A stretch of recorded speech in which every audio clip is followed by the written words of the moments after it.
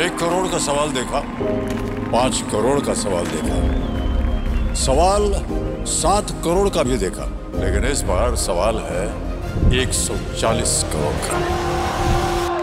140 करोड़ उम्मीदों का। तो तैयार है टीम इंडिया जवाब देने के लिए। डीपी वर्ल्ड एशिया कप शुरू हो रहा है सोनी लिव और सोनी स्पोर्ट्स नेटवर्क के टीवी चैनल्स पर।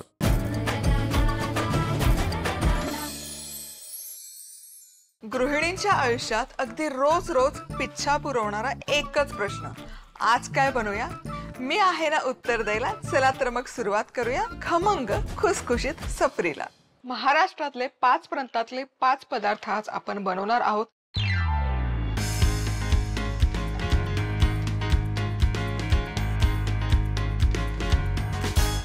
सुरुवात गोडाने करूयात तर पश्चिम महाराष्ट्रातली गव्हाची खीर आपण आज इथे बनवत आहोत।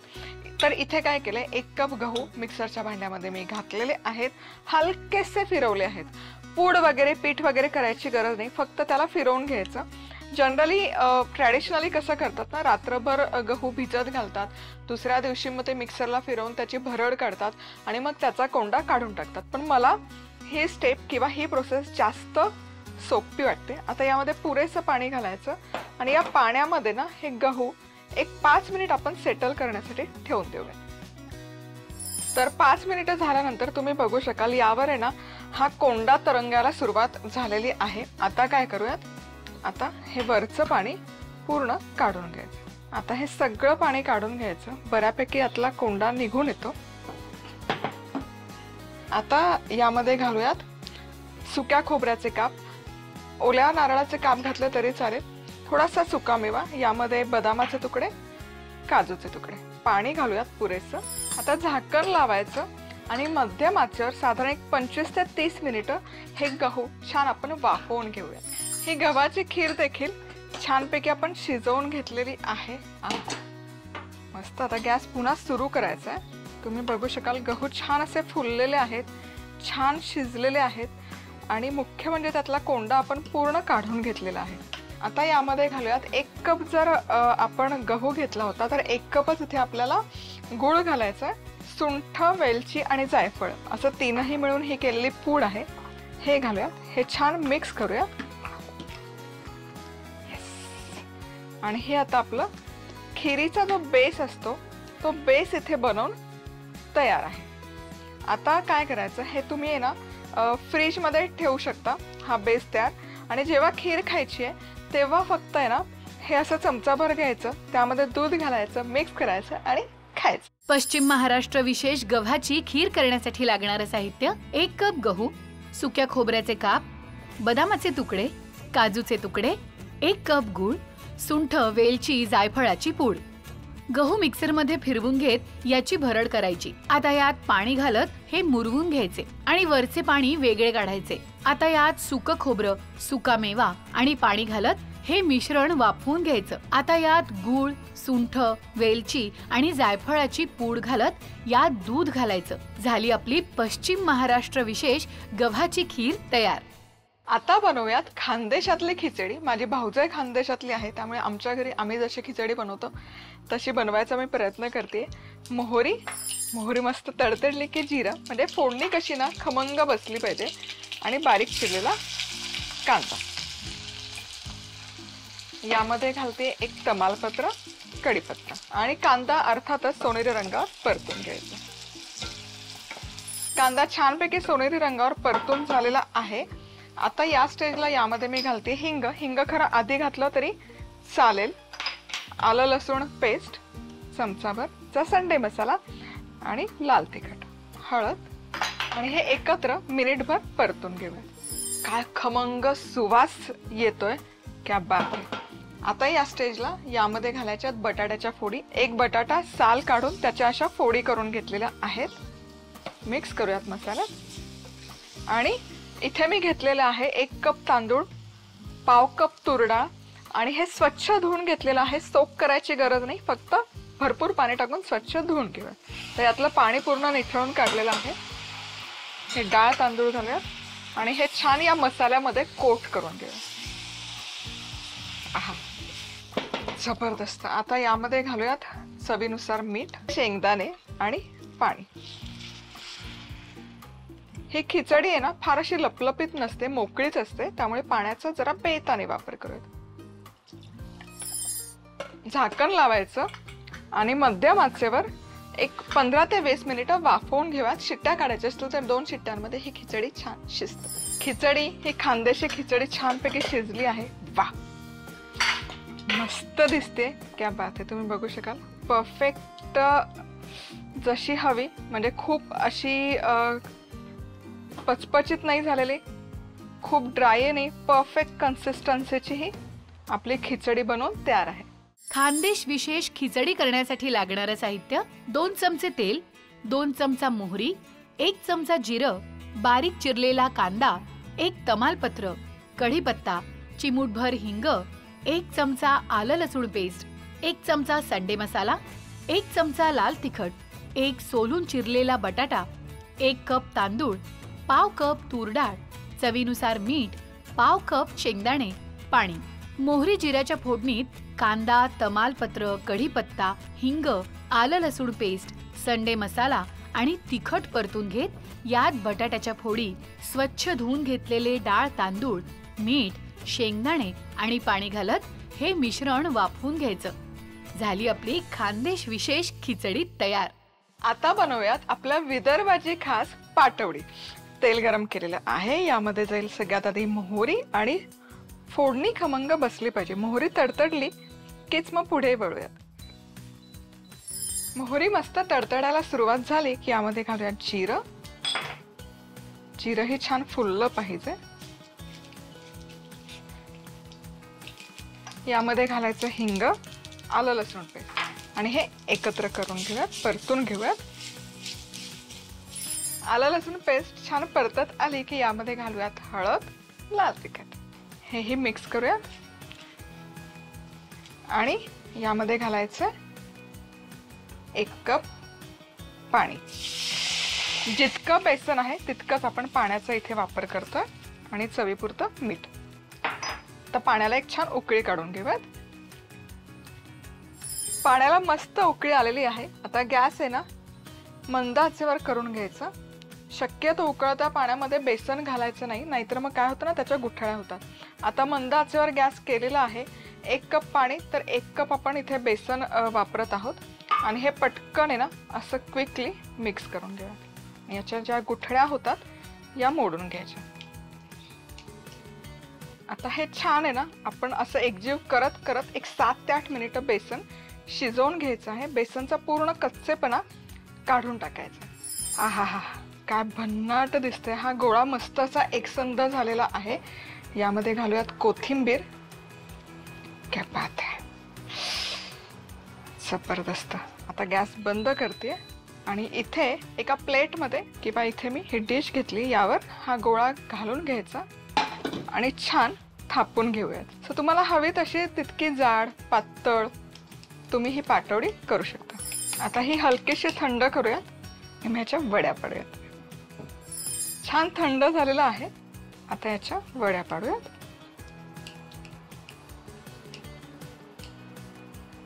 छान अशी वडी पडते, तुम्ही बघू शकाल. आपली पाटवडी पण इथे बनवून तयार आहे. विदर्भ विशेष पाटवडी करण्यासाठी लागणारं साहित्य: 1 चमचा तेल, 1 चमचा मोहरी, 1 चमचा जिरं, चिमूटभर हिंग, 1 चमचा आलं लसूण पेस्ट, हळद, 1 चमचा लाल तिखट, 1 कप पाणी, चवीनुसार मीठ, 1 कप बेसन, बारीक चिरलेली कोथिंबीर.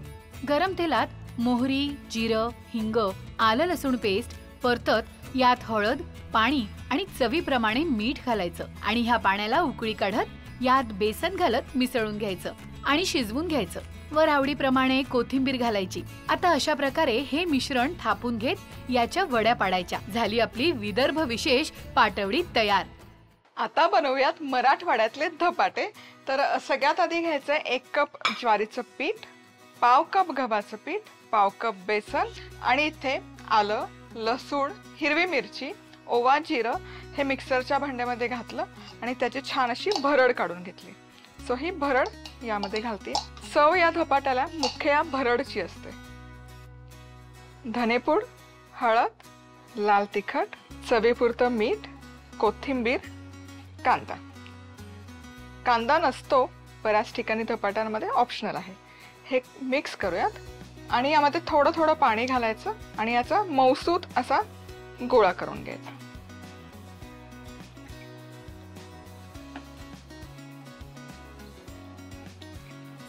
आता इथे हे धपाट्याचं पीठ छान असं मी मळून घेतलं. हलकंसं मऊसूतच आहे पीठ, तुम्ही बघू शकाल. आता यातून अगदी छोटासा पोर्शन घेते मी, कारण मी धपाटे ना खूप मोठ्या मोठ्या आकाराचे नाही करू शकत, कारण इंडक्शनवर मला ते भाजायचे आहेत. आणि इंडक्शनला जितकं त्याचं सर्कम्फरन्स किंवा व्यास असतो ना हीटचा, तितकाच पदार्थ भाजला जातो. पोळपाट घेतलेला आहे, यावर एक सुती कापड किंवा रुमाल घ्यायचा, तो पण ओला करून घेतला आणि यावर हे छानपैकी पातळसर, जितकं शक्य असेल तितकं पातळसर थापून घ्यायचं. सो धपाटा आहे ना, धपाटा कधीच जाडजूड नसतो थालपिठासारखा, एकदम पातळ असतो.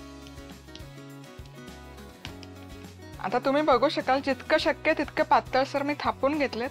आता याला थोडेसे असे छिद्र करून घ्यायचे, म्हणजे ते एकसारखे भाजले पण जातात. हे मुख्य रिझन असतं धपाटा किंवा थालपीठ करताना, की ते सगळ्या बाजूने छान एकसारखे भाजले जावे.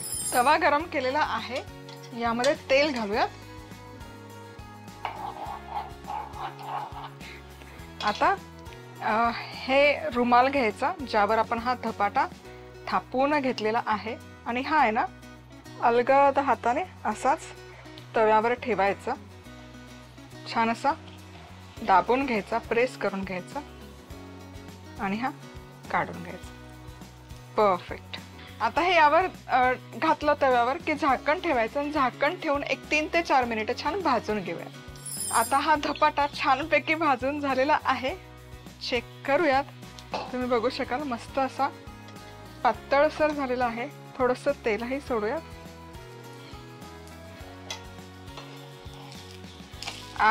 क्या बात है, जबरदस्त मस्त दिसतोय धपाटा. आता खालच्या बाजूनेही भाजून घेऊयात आणि इथे आपला आता धपाटा पण बनवून तयार आहे.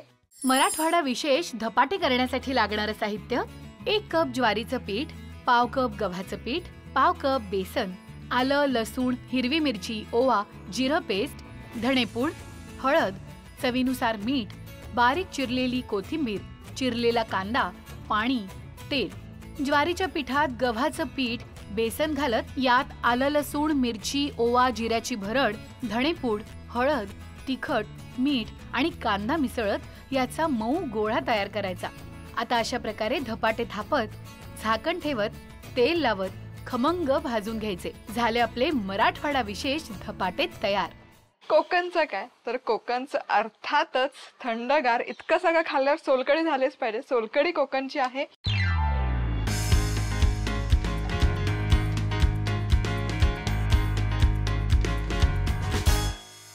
तर सोलकढी बनवताना काय होतं ना, तो दाटसर असा रंग येत नाही, गुलाबीचा रंग येत नाही. त्यासाठी काही खास टिप्स आहेत. सगळ्यात आधी सुरुवातीला इथे मी कोकम घेतलेले आहेत. यामध्ये कोमट पाणी घालायचं आणि हे मुरण्यासाठी ठेवून देऊयात. याचा आपल्याला काढायचा आहे अर्क. आता नारळाचं दूध पण आपण बनवून घेणार आहोत. तर इथे ओल्या नारळाचा चव मी घेतलेला आहे. 1 कप ओल्या नारळाचा चव आहे. तर यामध्येच आपण घालतोय मिरचीचे तुकडे, एक 3 ते 4, आणि त्याचसोबत 1 किंवा 2 लसूण पाकळ्या. आणि आता दूध नारळाचं छान निघण्यासाठी यामध्ये आपण घालतोय 1 कप गरम पाणी. आता झाकण लावूयात आणि हे मिक्सरमध्ये याची प्युरी करून घेऊयात. आता हे दूध तयार आहे. गरम पाणी का घालायचं, कारण नारळ आहे, नारळामध्ये फॅट्स म्हणजे तेलाचा अंश असतो. गरम पाणी घातलं तर त्यातून पटकन त्याचा जो दूध आहे किंवा फॅट्सचं कंटेंट आहे ते रिलीज व्हायला मदत होते. आता एखादा सुती रुमाल किंवा कापड घ्यायचं. आता हे जे नारळाचं दूध आहे हे आपण गाळून घ्यायचं.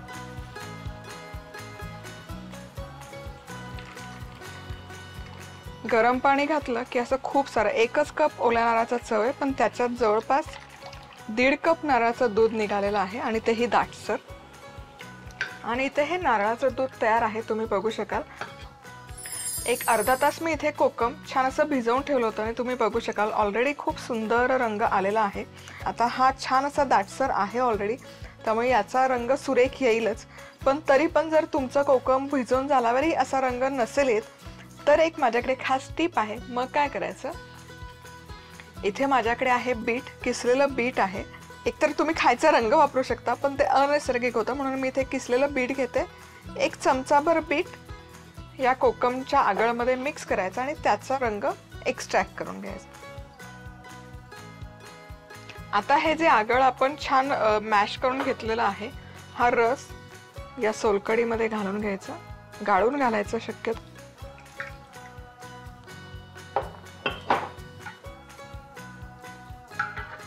यामध्ये बारीक चिरलेली कोथिंबीरही घालूयात। भन्नाट दिसतेय। आता यामध्ये घालूयात चवीपुरतं मीठ आणि तुम्ही बघू शकाल सुरेख रंग आलेला आहे या सोलकडीला। आणि आपण नारळाचं दूध काढताना लसूण मिरची त्यामध्ये घातली होती, त्याचाही खूप छान सुवास येतो या सोलकडीमध्ये। आता ही सोलकडी फ्रीजमध्ये ठेवायची थंडगार करण्यासाठी। जरूर बनवून बघा। सोलकढी करण्यासाठी लागणारं साहित्य: 10 ते 12 कोकम किंवा आमसुलं, 1 कप खवलेलं ओलं खोबरं, 1 चिरलेली हिरवी मिरची, 1 ते 2 लसूण पाकळ्या, गरम पाणी, 1 चमचा किसलेलं बीट, बारीक चिरलेली कोथिंबीर, चवीनुसार मीठ। कोमट पाण्यात कोकम 30 मिनिटं भिजवायचं। खोबरं, मिरची, लसूण एकत्र वाटून घ्यायचं आणि गाळून त्याचं दूध काढून घ्यायचं। आता भिजलेलं कोकम आणि थोडं बीट मळून घ्यायचं, त्याचा रस गाळायचा आणि नारळाच्या दुधात मिसळायचा। चवीप्रमाणे मीठ, कोथिंबीर घालून हे मिश्रण गार करायचं। झाली आपली सोलकढी तयार।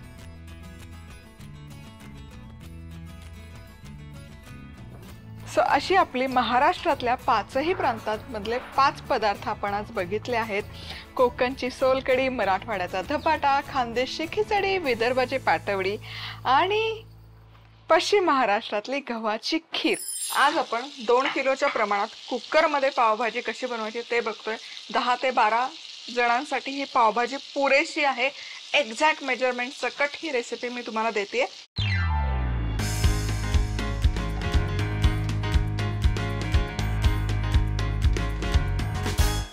4.5 लिटरचा हा कुकर आहे। 50 ग्रॅम इथे मी बटर घातलेलं आहे कुकरमध्ये। यामध्ये आणखी एक साधारण 2 पळी तेल घालतीये मी।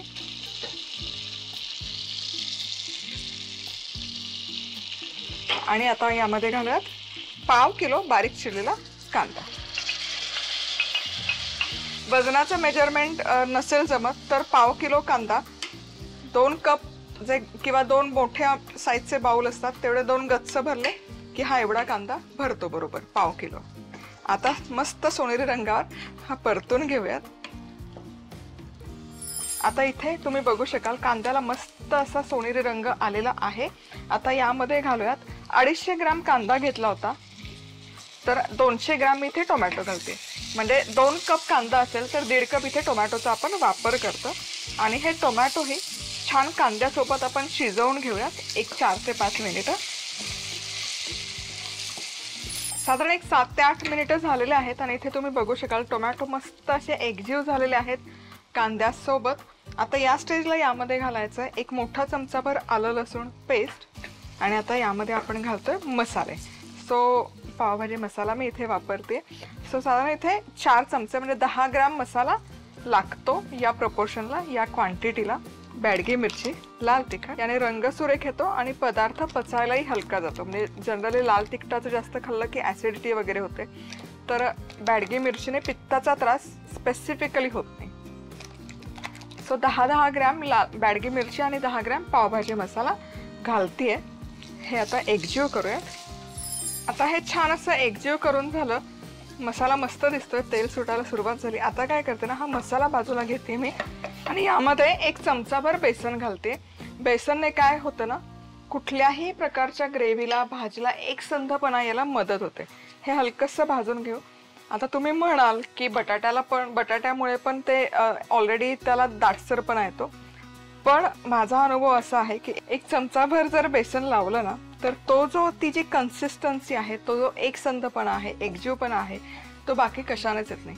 नसेल आवडत नाही तुम्ही बेसन लावलं काही हरकत नाही, पण मी सांगते म्हणून एकदा जरूर ट्राय करा.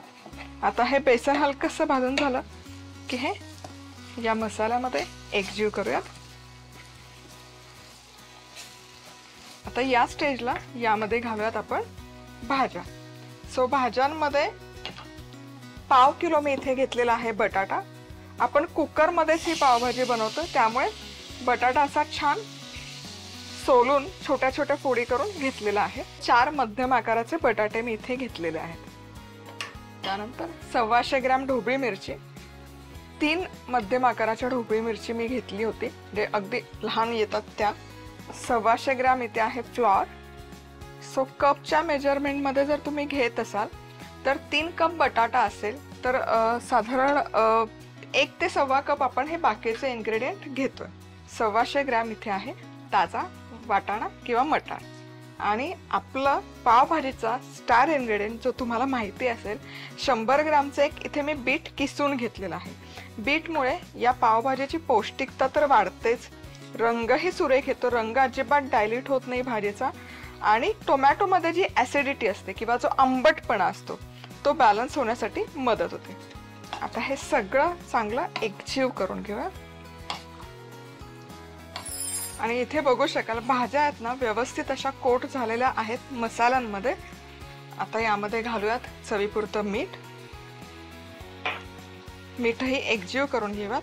5 ग्रॅम मीठ अंदाजाने लागतं या प्रपोर्शनला. आणि पाणी घालूयात. सो या स्टेजला मी खूप सारं पाणी नाही घालणार आहे, कारण कुकर आहे, आपल्याला ओव्हरफ्लो करायचं नाहीये कुकरमध्ये. त्यामुळे नंतर जेव्हा हे सगळे जिन्नस शिजतील त्यानंतर आपण थोडंसं पाण्याचं प्रमाण यामध्ये वाढवूयात. झाकण लावूयात. आणि मी शक्यतो वाफेवर कुठलाही पदार्थ शिजवते, त्यामुळे मी 25 मिनिटं मध्यम आचेवर ठेवणार आहे, लो टू मिडियम हीटवर. जर तुम्हाला शिट्ट्या काढायच्या असतील तर मिडियम हीटवर 2 शिट्ट्या तुम्ही करून घेऊ शकता. पावभाजी मध्यम आचेवर 25 मिनिटं छान वाफवून घेतली. स्टीमही यातली रिलीज झालेली आहे. वाव, तुम्ही बघू शकाल मस्त दिसते. आता फक्त एकच स्टेप आहे, गॅस सुरू करायचा आणि मॅशर घ्यायचा आणि छान ही भाजी मॅश करून घ्यायची, एकजीव करून घ्यायची. आणि इथे बघू शकाल पावभाजी छान अशी एकसंध झालेली आहे आणि दाटसरही झालेली आहे. आपण सुरुवातीला पाण्याचा खूप कमी वापर केला होता. सो आता कन्सिस्टन्सी ॲडजस्ट करण्यासाठी थोडंसं पाणी घालूयात. साधारण 1 कपभर पाणी लागतं. आणि याला एक उकळी काढून घेऊयात. पण उकळी काढण्यापूर्वी यामध्ये घालूयात 1 चमचाभर बटर, जे की ऑप्शनल आहे, नाही घातलं काही हरकत नाही. आणि लागलं तर आणखी थोडं पाणी घालू शकता, कारण आत्ता जरी ही सैलसर दिसली तरी यामध्ये बटाटा आहे. जसजसा वेळ जातो तसतशी ही दाटसर व्हायला सुरुवात होते. पण माझ्यासाठी ही परफेक्ट कन्सिस्टन्सी आहे. तुम्हाला लागलं तर थोडं पाणी तुम्ही कमी घालू शकता. आता पावभाजी कशी सर्व करायची सांगायची गरज नाही.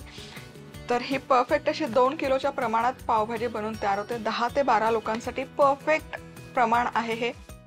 कुकरमध्ये 2 किलो पावभाजी करण्यासाठी लागणारं साहित्य: 50 ग्रॅम बटर, 2 चमचे तेल, 250 ग्रॅम चिरलेला कांदा, 200 ग्रॅम बारीक चिरलेला टोमॅटो, 1 मोठा चमचा आलं लसूण पेस्ट, 4 चमचे पावभाजी मसाला, 10 ग्रॅम लाल तिखट, 1 चमचा बेसन, 4 बटाटे, ढोबळी मिरची, 125 ग्रॅम फ्लॉवरचे तुकडे, 125 ग्रॅम ताजे मटार, 100 ग्रॅम बीट, चवीनुसार मीठ, पाणी, 1 चमचा बटर. बटर आणि तेलात कांदा सोनेरी रंगावर परतून घ्यायचा. आता यात टोमॅटो, आलं लसूण पेस्ट, पावभाजी मसाला, तिखट एकत्र करत यात बेसन परतून घ्यायचं. आता यात बटाटा, ढोबळी मिरची, फ्लॉवर, मटार, बीट एकजीव करत यात मीठ आणि पाणी घालत हे मिश्रण शिजवून घ्यायचं. आता ही भाजी मॅश करत यात पाणी घालायचं आणि बटर घालत या मिश्रणाला उकळी काढायची. झाली आपली 2 किलोच्या प्रमाणातली पावभाजी तयार. आणखी एक पारंपरिक पदार्थ घेऊन आलेले आहे आणि आपल्या सोबत आहेत मंगल कुलकर्णी काकू. स्पेसिफिकली त्या निपाणीवरून आलेले आहेत खास पदार्थ घेऊन. काकू, तुमचं आमच्या या आजच्या भागात खूप स्वागत आणि खूप मनापासून धन्यवाद. तुम्ही आज तुमचे पदार्थ आमच्यासोबत शेअर करताय. मला सुद्धा तुम्ही शेअर करून घेतात त्याबद्दल आनंद आहे, फार आनंद आहे मला. बरं, आज काय बनवतोय? आज कर्नाटकातला प्रसिद्ध पदार्थ म्हणजे चित्रान्न.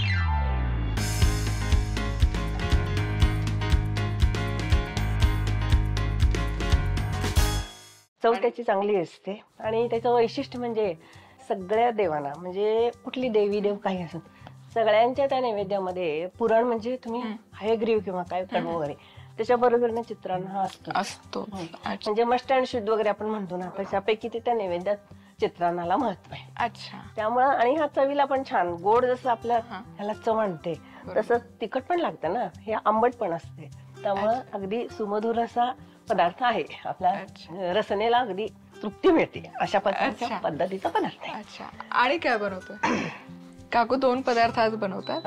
आणि तमळी म्हणून एक पदार्थ आहे.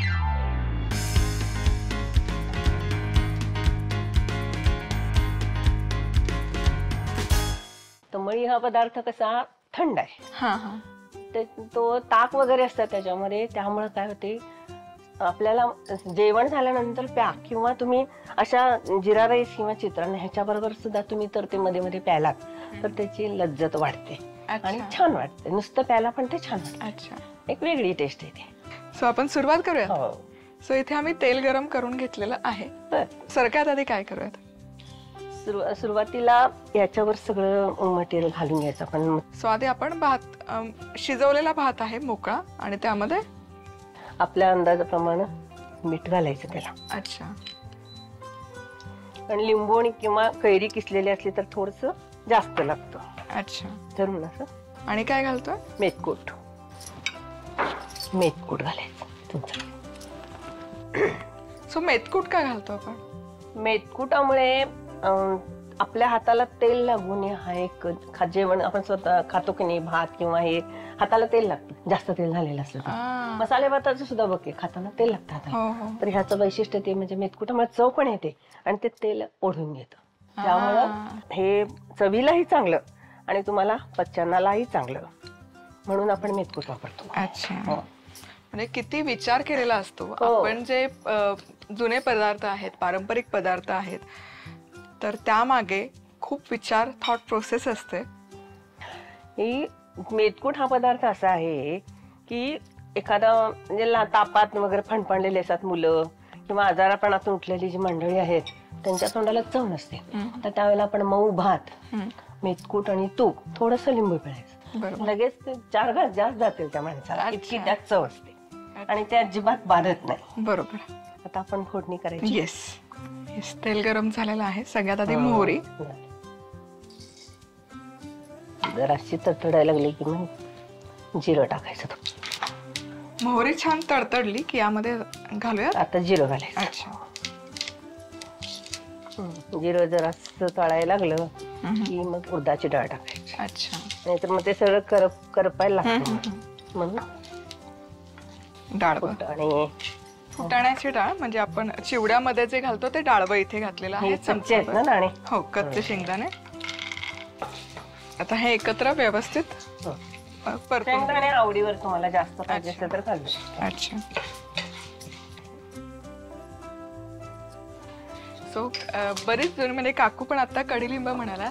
माझी आजी ही कडीपत्त्याला कडीलिंबच म्हणायची आणि कर्नाटकात करबेव म्हणतात. अच्छा. पण ती कढी लिंब आहे खरं म्हणजे, डचा उच्चार नाहीये. बरोबर. ते काय ऐकणार ना जरा हे कडीलिंब म्हणजे कडीपत्ता आणि कडुलिंब म्हणजे निंब. आता घाल हळद आणि आता हिंग घालूया. शेवटी घालायचं म्हणजे करपत नाही. आणि हळद. आणि आता यामध्ये ना जनरली हिरवी मिरची वापरतात, पण काकू इथे तळणीची मिरची घेतलेली आहे काकूंनी आणि ती फोडून घालतायत. कारण म्हणजे जास्त करपल्यासारखी पण होत नाही, थोडीशी ह्याच्यात असं म्हणून. आणि मस्त अशी खमंग फोडणी बसली आहे. आहा. आपले वाळवणीचे पदार्थ आपण करतो ती मिरची हा पदार्थ सुद्धा बघते किती मसाला आहे त्यामध्ये. मस्त लागते. नुसती तळून तुम्ही भाकरी बरोबर खाऊ शकताय. येस. दही भातावर छान लागते. तेच की. कोशिंबीरवर छान लागते. सगळ्यावरच ती फोडणी म्हणजे अगदी लज्जत आणते. पदार्थ देखणाही होतोय आणि चवीचा होतोय. झाले ना? आणि मस्त खमंग फोडणी बसलेली आहे. आता गॅस बंद करूयात आणि आता पुढे काय करूयात? आता हा भात सगळा त्यात घालायचा. अच्छा. आणि वरून त्याला लिंबू पिळायचं. अच्छा. कोथिंबीर घालायची. अच्छा. घालायचं. झालं. हॅलो. हो, भात परतायची गरज नाही, परतवायचं नाही. कोमट असला तर किंवा गार सुद्धा चांगला लागतो. मसाले भातासारखा वगैरे गरम पाहिजे असं काही नाही. आता आवडीवर आहे, पण नाही लागत. बहुतेक हा भात कोमटच असतोय सर्व करताना. कोथिंबीर घालू. घाल. आता लिंबू आले आणि लिंबू. आणि लिंबाऐवजी जसं काकू म्हणाल्या की तुम्ही इथे कैरी, किसलेली कैरी पण घाला. कैरीची चव खूप छान आहे. छान आहे. मस्त आहे ते. झाला तयार चित्रांना. आणि चित्रांना बनवून तयार आहे. खूप छान दिसते काकू. आणि खूप अशी खमंग अशी याची फोडणी जी म्हणतो किंवा सुवास आहे तो मस्त दरवळतो. चित्रान्न करण्यासाठी लागणारं साहित्य: शिजवलेला मोकळा भात, मीठ, मेथकूट, 1 चमचा तेल, 1 चमचा मोहरी, 1 चमचा जिरं, 1 चमचा उडदाची डाळ, 1 चमचा डाळं, 2 चमचे कच्चे शेंगदाणे, कढीपत्ता, चिमूटभर हिंग, हळद, सांडगी मिरची, लिंबाचा रस, कोथिंबीर. शिजवलेल्या भातात चवीप्रमाणे मीठ, मेथकूट घालायचं आणि मिसळून घ्यायचं. आता गरम तेलात मोहरी, जिरं, उडदाची डाळ, डाळवं, शेंगदाणे, कढीपत्ता, हिंग, हळद आणि तळणीची मिरची घालायची आणि परतून घेत आता भात यात घालायचा आणि कोथिंबीर आणि लिंबाचा रस घालायचा. झालं आपलं चित्रान्न तयार. आता काय बनवूयात? आता तमळी ह्याच्या बरोबर पाहिजे की काहीतरी. येस. आणि आता काकू तुमचे एवढ्या वर्षांचा अनुभव आहे, तर आपल्या सगळ्या महिलांसाठी काही टिप आहेत का? सुगरणीचा सल्ला आपण असं म्हणू शकतो. आहे लोणच्याच्या बाबतीत, म्हणजे अनुभवावरून सांगते. आता कैरीत लोणचं एस्पेशली आपण कसं तेल हे करून वगैरे त्यात तिखट फुलवून वगैरे असं घालून करतो, पण त्याच्याऐवजी तिखट थोडंसं तेलात नुसतं भाजून घ्यायचं आणि फोडणी न करता, म्हणजे तेल जास्त न वापरता जो काही मसाला तुम्हाला घालायचा तो घालून ते लोणचं कालवायचं चांगलं. तसंच बरणीमध्ये भरून ठेवा आणि ज्या वेळेला तुम्हाला वापरायचं त्याच वेळेला एवढीशी फोडणी हिंगाची त्याच्यावर घालून केली की चव पण छान येते. पण लोणच्याला काही होत नाही, वरून पांढरा म्हणजे पदार्थ येतो किंवा एक वेळा बाद होतो लोणचं, तसं काही होत नाही, छान टिकतं अगदी. म्हणजे लोणचं टिकत नाही हा एक खूप कॉमन प्रश्न असतो. आणखीन एक त्याच्यामध्ये बिब्बे माहितीयेत काळे बिब्बे फोडायचे. अच्छा. आणि ते बिब्बे त्याच्यात चिंचा तुकडे असं फोडून त्याच्या सकटच टाकायचं. अच्छा. घालून ठेवायचं. जेव्हा काढतीस त्यावेळेला त्यातलं बी परत त्यात टाकायचं लोणच्यात, म्हणजे ते कायम बिब्बे लोणच्यात असावे थोडक्यात शेवटपर्यंत. म्हणजे लोणच्याला बुरशी लागत नाही आणि लोणचं छान टिकतं. म्हणजे बिब्बे हा प्रकार बहुतेक आता कोणाला माहिती पण नाहीये. सो हा एक किचन मधला अतिशय उपयुक्त असा एक पदार्थ आहे. अगं पूर्वीचे काय नाही का, बिब्बेची फोडणी देऊन आपण सुपारी करायचो बाळाच्या लाडूतही घालायचं. हो घालत होते. बिब्बे हा खरंच म्हणजे तुमचं अंग दुखी वगैरे पूर्ण मोडून काढते. ते उष्ण असते म्हणून लोक हल्ली वापरणे, उष्णता मात्र आहे त्याला, पण हे टिकाऊ पदार्थ छान अगदी वाटेल तुम्ही हे केलं की टिकतं. जगासाठी पदार्थ टिकतात म्हणून आम्ही कायम घालतो. लोणच्यांमधनं बिब्बा आहेच आमच्याकडे. किती छान. चालेल, आता आपण हे बनवूया तमळी. हा, तमळीला खोबरं, अच्छा, लसूण हा आपल्या आवडीवर घालायचा. हा म्हणजे नाही नसेल आवडत लसूण घातला तरी चालतो. चवीला जिऱ्याची पुडी किंवा जिरेस तुम्ही त्यात क्रश करताना टाका आणि मग लसूण हे आणखीन ताक एवढं मिक्स करायचं सगळं. ताक नसेल तर दही. हा दही तेच एकूण पातळ करायचं. तुम्हाला कसं पाहिजे तसं, दाटसर पाहिजे तर दाटसर, नाही तर पातळ तसं. सो आधी मी इथे ओल्या नारळाचा चव घेते. किसलेला ओला नारळ किंवा तुकडे वापरले तरी चालते. एवढं बास पुरेपुरे, अगदी सौम्य वास चांगला लागतो त्याला, फार उग्र नाही लागत चांगला. आणि इथे मी ताक घेतलं, ताकाऐवजी दही घेतलं तरी चालेल. चालते.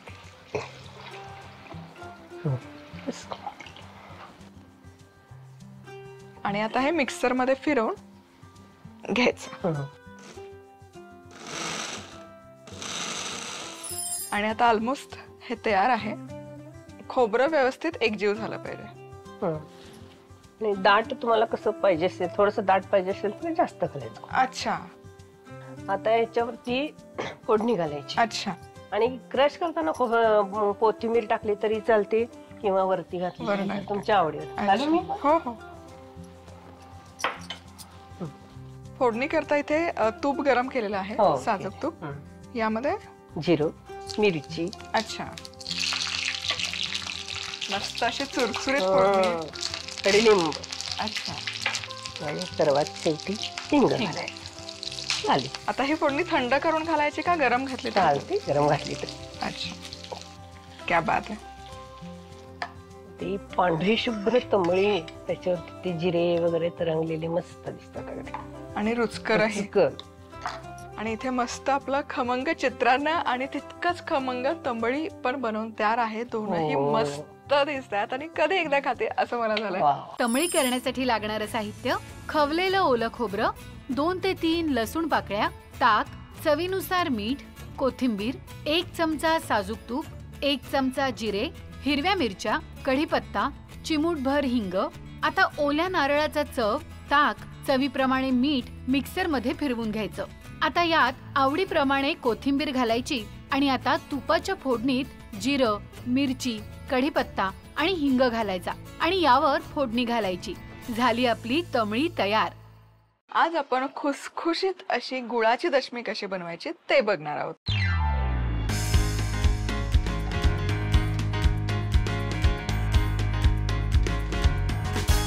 प्रवासामध्ये नेण्यासाठी परफेक्ट हा एक प्रकार आहे जो पूर्वीच्या काळी आजी बनवून द्यायची. आता आपण विसरलो आहोत. सो ही दशमी बनवण्यासाठी मी इथे बाउलमध्ये घेते 1 कप गूळ. यामध्ये मी घालते चिमूटभर मीठ, अर्धा कप दूध आणि यामध्येच घालूयात साजूक तूप 2 चमचे आणि हे व्यवस्थित एकजीव करून घेऊ. आता यामध्ये ना ही दुधाची दशमी आहे, ही 4 ते 5 दिवस छान टिकते. आणखी टिकणारी म्हणजे 8 ते 10 दिवस टिकायला तुम्हाला जर दशमी हवी असेल तर इथे दुधाऐवजी तुम्ही पाण्याचा वापर करू शकता. पाण्याची दशमी पण चवीला छान लागते, फक्त दुधाची दशमी थोडीशी आणखी खुसखुशीत लागते. आता हे गुळ पूर्ण विरघळेपर्यंत स्टर करूयात. आता हे मिश्रण छान तयार झालेलं आहे, गुळ परफेक्टली विरघळलेला आहे. आता हवं तर ते हे मिश्रण तुम्ही हलकंसं गाळून घेऊ शकता, पण मी हे असंच वापरते. आता यामध्ये घालूयात गव्हाचं पीठ. जितकं लागेल तितक्याच प्रमाणामध्ये आपण गव्हाचं पीठ यामध्ये ऍड करत याचा घट्टसर गोळा करून घेणार आहोत. आता हे पीठ छान कंबाईन करून झालं. साधारण या प्रमाणामध्ये 3 कप गव्हाचं पीठ मी घेतलेलं आहे. त्याचा दाटसर जितका शक्य असेल तितका घट्ट गोळा मळून घ्यायचा. आता हे दशमीसाठी जे पीठ लागतं हे छान मळून मी घेतलेलं आहे. आणखी अर्धा कप पिठाचा मी इथे वापर केला, म्हणजे आधी 2 कप आणि नंतर अर्धा कप. सो हे प्रमाण अगदी परफेक्ट आहे. 1 कप जर गुळ घेतला तर अर्धा कप दूध, 2 चमचे साजूक तूप आणि 2.5 कप गव्हाचं पीठ. आता झाकण ठेवून 10 मिनिटं हे मिश्रण आपण छानपैकी मुरवून घेऊया. सो इथे हे पीठ मी छान मळून 10 मिनिटं मुरवून घेतलेलं आहे आणि इथे तुम्ही बघू शकाल कणकेला छान असा ग्लेज आलेला आहे आणि हलकंसं मऊ झालेलं आहे. आता यातून एक छोटासा पोर्शन घेऊयात आणि हे लाटून घ्यायचे. आधी एकसारखे करून घेऊयात आणि हे लाटून घेऊयात. थोडीशी जाडच असते दशमी, हलकीशी आपण जाडसर लाटूयात आणि या भेगा पडतात लाटत असताना, हे अगदी नॉर्मल आहे.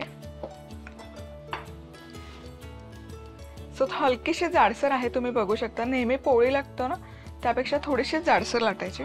त्याचे एजेस अनइवन आहेत तर एखादं झाकण घेऊयात आणि त्याने लाईक गोलाकार कट करून घ्या. अशी हलकीशी जाडसर हे लाटून झाले की आता आपण भाजून घ्यात. या दशमीची खासियत अशी ना, तुम्ही या पोळ्या लाटताना तुम्हाला पिठाचा वापर अजिबात करावा नाही लागत दशमी लाटत असताना. आणि हे लाटून आहे ना असं एकावर एक ठेवू शकतो आणि जेव्हा हवं तेव्हा पटकन भाजून घेऊ शकतो. त्यामुळे मी सगळ्या दशम्या इथे लाटून घेणार आहे आणि मग एकदा सगळ्या भाजून घेणार आहे. आता दशम्या मी इथे छानपैकी लाटून घेतलेल्या आहेत आणि अजिबात चिकटत नाही. तुम्ही कितीही बनवून ठेवा तव्यामध्ये आता ही दशमी घालू आणि अगदी मंद आचेवर, कारण यामध्ये गूळ आहे, गूळ पटकन एकतर शिजतो आणि करपतो देखील, त्यामुळे अगदी मंद आचेवर या दशम्या सगळ्या बाजूने भाजून घ्यायच्या. आणि इथे ही दशमी 1 मिनिटभर खालच्या बाजूने मंद आचेवर भाजून घेतली की आता ही उलटवूयात. क्या बात आहे. आणि वरची बाजू पण छान भाजून घेऊया. हे छान अशा भेगा पडल्या पाहिजे, याचा अर्थ आपली दशमी छान खुसखुशीत झालेली आहे.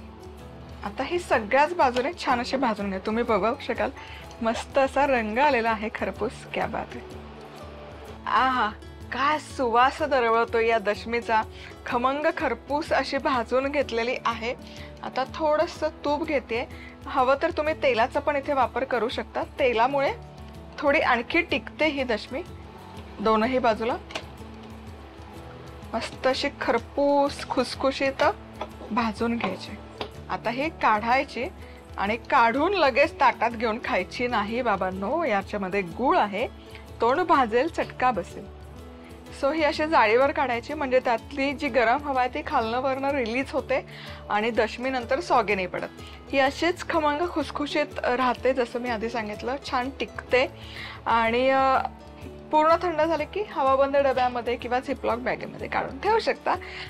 गरम गरम शक्यतो खायची नाही, थोडी तरी थंड करून घ्या आणि मग खा. असेच खाऊ शकता, दुधासोबत खाऊ शकता, चहामध्ये बुडवून पण ही दशमी मस्त लागते, किंवा परफेक्ट म्हणजे शेंगदाण्याची चटणी सोबत पण छान लागते. खमंग खुसखुशी शेंगदाण्याची चटणी आणि गुळाची दशमी अफलातून कॉम्बिनेशन आहे. गुळाची दशमी करण्यासाठी लागणारं साहित्य: 1 कप गूळ, चिमूटभर मीठ, अर्धा कप दूध, 2.5 कप गव्हाचं पीठ, साजूक तूप. गुळात मीठ, दूध आणि साजूक तूप घालून हे मिश्रण एकत्र करायचं. गूळ विरघळल्यावर यात गव्हाचं पीठ घालून याचा घट्टसर गोळा करायचा आणि साधारण 10 मिनिटं मुरवून घेत हे जाडसर लाटायचं. आता मंद आचेवर दशमी खमंग भाजायची आणि दोन्ही बाजूनी तूप लावायचं. झाली आपली दशमी तयार.